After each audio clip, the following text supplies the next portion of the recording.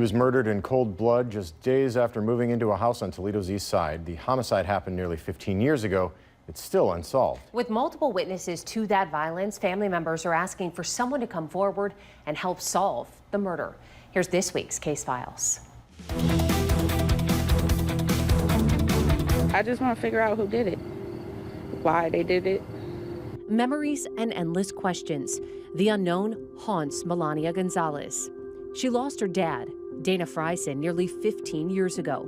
Gonzalez says he moved into a home on Platt Street with his friend just 3 days before he was murdered. We didn't know why he moved over here. Gonzalez was 19 at the time and had just given birth to her first son and had plans with her father. This same weekend, someone took his life. According to police, on December 17, 2011, there was a young man shot in the leg at a home on Platt Street.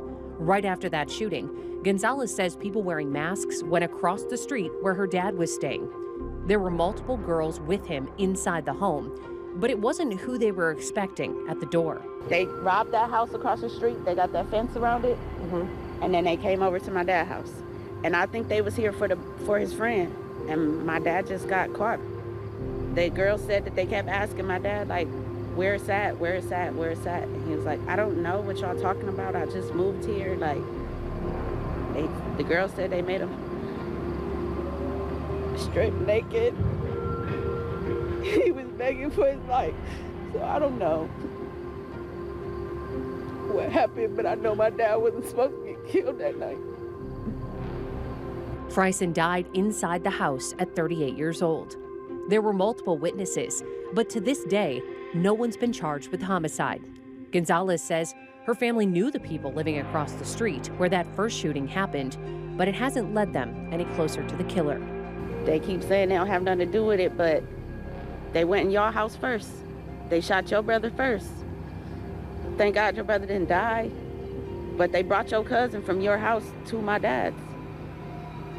Like, y'all gotta know something.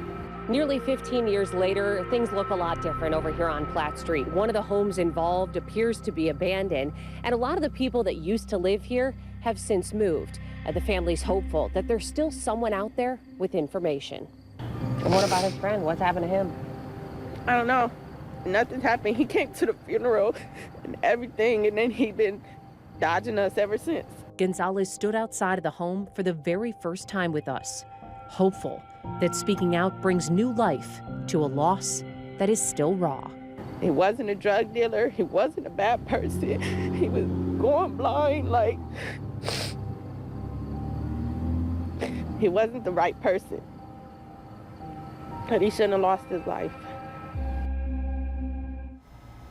Now, this family is connected to 2 additional murders. All of them are unsolved. We're going to dive into those in later editions of Case Files. Meanwhile, if you have any information linked to the homicide of Dana Frison, you can contact Crime Stoppers. You can call or text 419-255-1111.